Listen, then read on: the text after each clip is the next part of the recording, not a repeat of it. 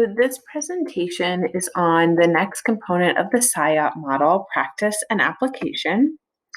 So the background to this is that up to this point, if we're thinking of all of these different components of a SIOP lesson, we've been introduced to content and language objectives. We've built background, activated prior knowledge, introduced key vocabulary, identified a learning strategy and higher order questions for students to focus on, develop scaffolding approach for teaching the new information, and plan for student interaction. So we've covered all of these different components so far.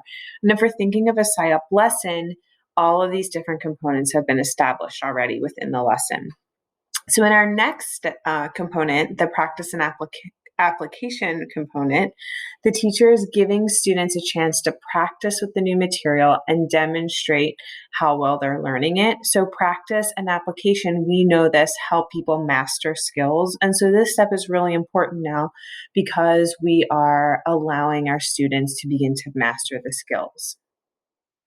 This stage of the SIOP lesson is important for academic language development. So both language and academic learning occur through the language in the classroom. We know this from an earlier lesson. But to develop a high level of proficiency in a new language, individuals must have opportunities for comprehensible input and targeted output.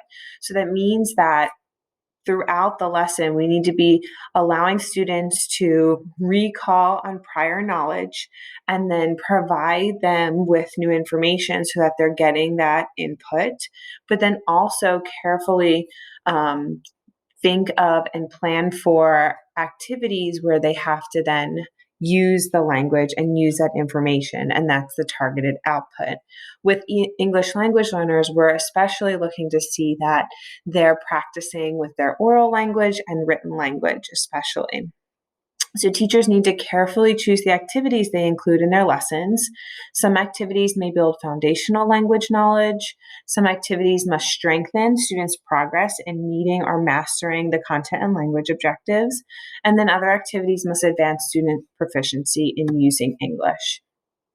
So if the class includes students with multiple language proficiency levels, meaning that you have English language learners at different levels, the practice and application component is the ideal place to differentiate instruction. So it allows you now to really meet those students at their levels. So there's project-based learning, which is a great way to differentiate this type of instruction, and also differentiate activities that explore learning styles, multiple intelligence, and cultural perspectives are great at this stage as well. So teachers plan, practice, and application activities. They should consider the structure of the task and the degree of difficulty for the resulting product. The grouping configurations, we talked about that last week, the type of feedback that will be provided, so it's geared to proficiency level and the expectations for student achievement. So hands-on materials and or manipulatives.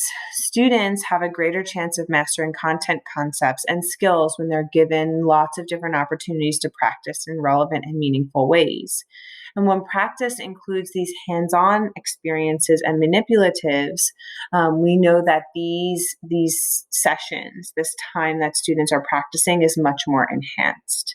So there's guided practice, and this is the process of the teacher leading the student through the practice sessions prior to independent application. So in a sense, it's very much like modeling. You're right there.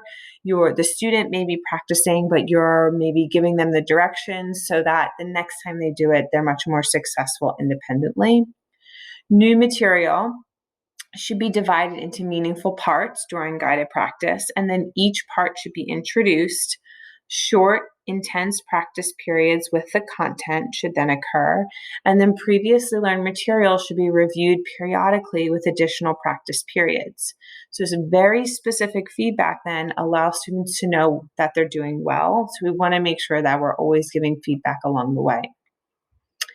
English learners make more rapid progress in mastering content objectives when they're provided with multiple opportunities to practice with hands-on materials or with manipulatives. So kinesthetic activities should be included, helping connect to abstract concepts with concrete experiences, and reducing the language load for students so ELLs can still participate and demonstrate that they're learning.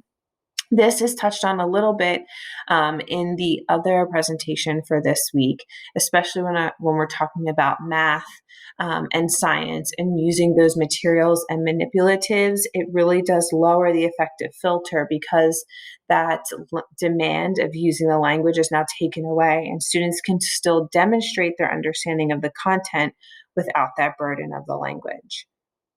The type of manipulative that's being used should depend on the content area and certainly content objectives. So activities provided for students to apply content, and language knowledge. So the difference between knowing how something should be done and being able to do it is a quantum leap in learning. And we know that English language learners learn best by involving themselves in relevant and meaningful application of what they're learning. So organizing new information on a graphic organizer and then using that organizer for review, generating solutions to real life problems. And those solutions may also represent multicultural viewpoints. They could plan for and hold a debate on a current event or discuss a scientific theory in class, then write their opinion on the topic. So these are just a couple examples of how we can go about doing that. Application must also include opportunities for language learners to practice language knowledge in the classroom. So teachers should help English language learners produce and practice new language and vocabulary. So that could be through retelling a story with a different ending, acting on a science experiment, or creating an ad campaign for a presentation candidate. Through collaborative learning, students support one another in practicing or applying information while the teacher assists as needed. So activities integrate all language skills. The language processes, reading, writing, listening, and speaking, are mutually supportive. And we've mentioned this over the past few weeks in earlier lessons. This idea that if we're developing reading, that's also helping writing, that's also helping speaking. And so we know that practice in any one of those areas certainly promotes development in the other areas. So SciUp teachers understand the need to create many opportunities for English learners to practice and use all 4 language processes in an integrated manner. So linking oral discussions of essential questions to reading selections, structuring interaction with peers, guiding students to use sentence starters and signal words, providing students with the chance to listen and react to peers' ideas, asking students to write about what's being learned. All of those are ways where we're allowing lots of practice and development in all of those different language skills. Although all identified language objectives in a lesson need to be practiced and applied as the lesson advances, not all language skills that are practiced need to be tied to an objective. So what this is really saying is that as a teacher, when you're planning out your lesson, those language objectives that you've identified, they need to be met throughout the course of the lesson. They need to be addressed throughout the course of the lesson because you've outlined them there as your objective. But along the way, throughout your lesson, there may be other practices in language that aren't tied to an objective, and that's okay. It's just that they're not the focus, they're not a language objective, but maybe they're still beneficial to getting to the end, getting to the end point of the lesson, or helping with a content objective. So although the objective may focus on one language domain while the other domains will still be needed, it may not be assessed the same way that an objective should. So just keep that in mind. If it's an objective, if it's a language objective, it needs to be addressed throughout the lesson, and it should be assessed in some sort of way. It's possible that you have other language practices throughout a lesson, and those don't necessarily need the same attention as an objective. So consider student stages of English language development when deciding whether to correct language errors. So this is always a question like, well, how do I decide if I need to jump in and correct them, or how do I go about correcting them?